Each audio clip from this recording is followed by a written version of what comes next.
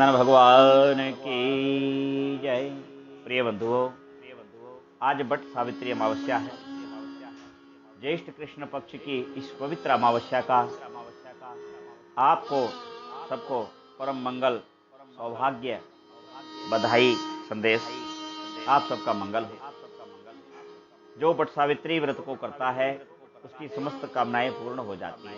आज के दिन महिलाएं अपने पति की लंबी आयु के लिए, पति के रोग की निवृत्ति के लिए, पति के व्यवसाय, वाणिज्य, व्यापार, राज्य, नौकरी आदि की बढ़ोतरी के लिए इस व्रत को रखती है। आइए हम जानते हैं यह व्रत कैसे प्रकट हुआ, कौन सत्यवान है और कौन सावित्री है। मद्र देश के महाराज अश्वपति, इनकी धर्मशिरा धर्मपत्नी मालती, वह ऐसे ही शोभा पाती थी जैसे नारायण के सातवें लक्ष्मी शोभा पाती। यह बहुत प्रतापी राजा थे, किंतु संतान नहीं थी। एक बार गुरु वशिष्ठ जी के कहने पर भगवती मालती ने भगवती देवी सावित्री की आराधना की। बहुत वर्षों तक, 10 वर्ष तक निरंतर साधना करने के बाद भी इन्हें कोई सफलता प्राप्त नहीं हुई, किंतु प्रत्युत्तर अवश्य सुनाई दिया, वह भी महारानी को नहीं, महाराज अश्वपति को। उसी समय ऋषि पाराशर पधारे और ऋषि पाराशर ने कहा कि भगवती आपको 10 लाख गायत्री जप करने का कह के गई हैं। अब तो यह निरंतर दोनों पति पत्नी बैठ करके उन भगवती देवी सावित्री की आराधना में रत हो गई। और जब 10 लाख गायत्री का जप पूर्ण हुआ तब देवी भगवती सावित्री प्रकट हो गई। बोलिए सावित्री मैया की जय। जब सावित्री देवी प्रकट हुई तो उनका करोड़ों सूर्यों के समान तेज था। वह ऐसे उद्वासित हो रही थी। दोनों पति पत्नी भगवती के श्री चरणारविंद में दंडवत करने लगे, गिर गए। अश्रु पूरित पाद्य अर्घ आचमन उनको दिया। भगवती से कुछ निवेदन करते इससे पूर्व ही भगवती सावित्री देवी ने कहा कि हे राजन, मैं तुम्हारे मन की बात भी जानती हूँ और तुम्हारी धर्म पत्नी के मन की भी। आप चाहते हो कि आपको पुत्र रत्न की प्राप्ति हो, किंतु भगवती मालती आपकी धर्म पत्नी चाहती है कि उनको कन्या संतति हो। अतः पहले कन्या संतति ही आपको प्राप्त होगी और फिर कालांतर से आपको पुत्र भी प्राप्त होंगे, आपकी कामना भी पूर्ण होगी। ऐसा कहकर के भगवती अंतर्ध्यान हो गई। अब तो महाराज घर पधारे। आनंदित होकर के समय अनुसार भगवती रानी गर्भवती हुई और उनका एक ऐसे सुंदर कन्या रत्न की उत्पत्ति हुई। वह कन्या शुक्ल पक्ष के चंद्र की तरह बढ़ने लगी। वह इतनी अभूतपूर्व सुंदर थी, उसको देखते ही बनता था। महाराज ने अति प्रसन्न होकर के उसका नाम सावित्री ही रखा, क्योंकि भगवती सावित्री के प्रसाद से ही प्राप्त हुई थी। सावित्री को पाकर के राजा रानी फूले न समय घर में रहकर के शिक्षा दीक्षा संस्कार हुआ और सुख का समय पंख लगाकर कब व्यतीत हो गया, वह कन्या नवयौवना हो गई। तब महाराज अश्वपति उसके वर के लिए यत्र तत्र सर्वत्र भ्रमण करते रहे, किंतु योग वर ना पा सके। तब उन्होंने कन्या को आज्ञा दी कि बेटा तुम स्वयं अपने लिए योग वर की खोज कर लो। अब क्या था, महाराज ध्युमसेन के पुत्र सत्यवान जो निर्वासित होकर के जंगल में रहते थे, राजा ध्युमसेन का राज्य छिन गया था, इसलिए वह जंगल में रहते। सत्यवान लकड़ी काटते और लकड़ी काट करके उसी से उनका गुजारा करते। एक बार सावित्री अपनी सहेलियों के साथ वहां पर गई और उस जंगल में अपना तंबू लगाया और उसी समय एक राक्षस ने इनको पकड़ा। सत्यवान चीख पुकार सुनकर के वहां लकड़ी काट रहे थे, आए और आकर के उस राक्षस को मार करके सावित्री के प्राणों की रक्षा की और कहा कि हे देवी, आप अब अपने नगर को जाओ। सत्यवान के बल सौष्ठव पर प्रमुग्ध सावित्री ने उनको अपने पति के रूप में वर्ण कर लिया और कहा कि तुमने मेरा हाथ पकड़ा है, इसलिए अब इस शरीर के आप ही स्वामी हैं।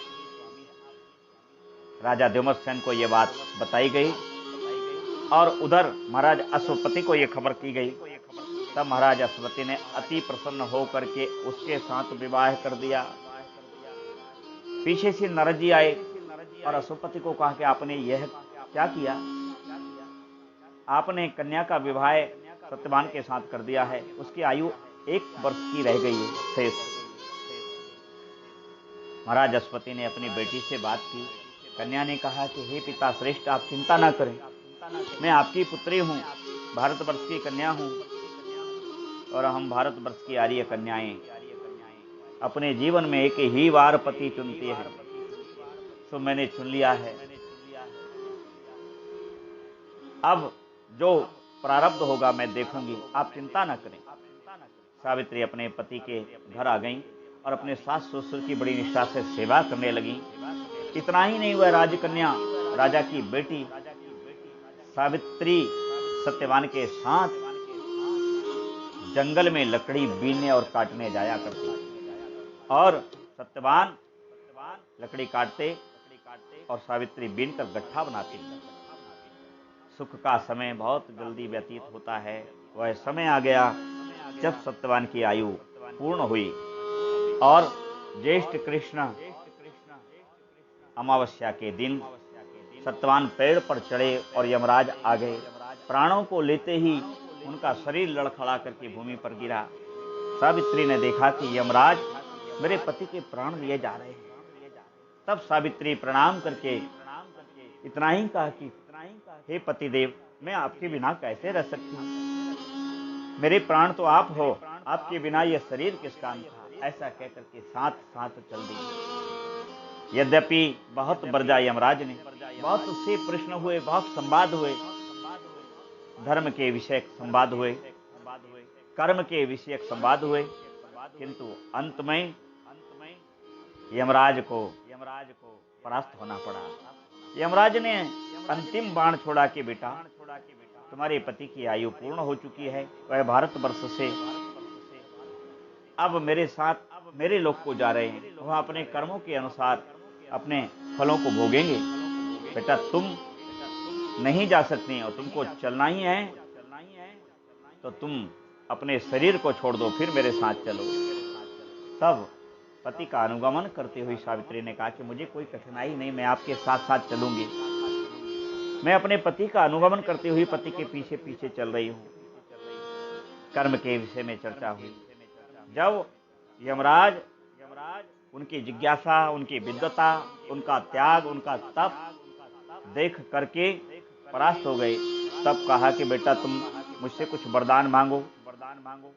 तब कहा कि हे धर्मराज, हे पिता श्रेष्ठ, आप यदि मुझे देना चाहते हैं तो मुझे मेरे सास ससुर की आंखें चली गई हैं, उनको दिव्य ज्योति प्रदान करो। प्रसन्न धर्मराज ने कहा तथास्तु। तब कहा कि दूसरा वरदान मांगो। तब कहा कि मेरे सास ससुर निर्वासित हैं, उनका राज्य छिन गया है, उनको अपने राज्य की प्राप्ति हो जाए। भगवान धर्मराज ने कहा तथास्तु। फिर कहा बेटा अब तुम और वरदान मांगो एक। तब कहा कि हे धर्मराज जी, मुझे अपने पति सत्यवान के औरत से 100 पुत्रों की प्राप्ति हो, और मुझे ही नहीं मेरे पिता को भी कोई संतान नहीं है, इसलिए मेरे पिता को भी 100 पुत्रों की प्राप्ति हो। महाराज धर्मराज सावित्री के इस बुद्धिमता का प्रदर्शन देख करके हतप्रभ हो गए और इतने प्रसन्न हुए कि उन्होंने सावित्री को दान में उनके पति के प्राण समर्पित कर दिए और कहा कि यह तुम अपने पति के प्राण लेकर के जाओ, और हे बेटा क्यों ना हो तुम सावित्री, भगवती सावित्री के तेज से प्रकट हुई हो, इसलिए तुम स्वयं साक्षात सावित्री जैसी ही हो। जब तक धरती पर सूर्य, चांद, गंगा, यमुना रहेंगी, तब तक तुम्हारा और तुम्हारे पति व्रत का नाम रहेगा, तुम्हारी पूजा की जाएगी। जो वट सावित्री अमावस्या का व्रत करेगा, जो पूजा करेगा, उसकी समस्त कामनाएं पूर्ण होंगी, उनके समस्त ताप, पाप, साप सब नष्ट होंगे। और अंत में वह ब्रह्मा जी के धाम में अपने पति के सहित जाकर के नाना प्रकार के दिव्य सुखों का उपभोग करेंगी। और यह व्रत तुम्हारे नाम से जाना जाएगा। तो ज्येष्ठ कृष्ण पक्ष की अमावस्या का यह व्रत ब्रह्मा जी और भगवती सावित्री देवी का व्रत है। किंतु बेटा, आज से यह व्रत तुम्हारे नाम से जाना जाएगा, और जो तुम्हारे नाम से बट सावित्री व्रत अमावस्या का पूजन करेगा, बट वृक्ष की परिक्रमा करेगा, बट वृक्ष को भेंट चढ़ाएगा, दुग्ध चीनी जड़ में डालेगा, वह नाना प्रकार के दिव्य सुखों को भोगता हुआ इस पृथ्वी लोक में अनेक प्रकार के सुख भोग करके अंत में ब्रह्मलोक को प्रयाण करेगा। बोलिए श्री सावित्री मैया की जय। श्री राम जय राम जय जय राम। श्री राम जय राम जय जय राम।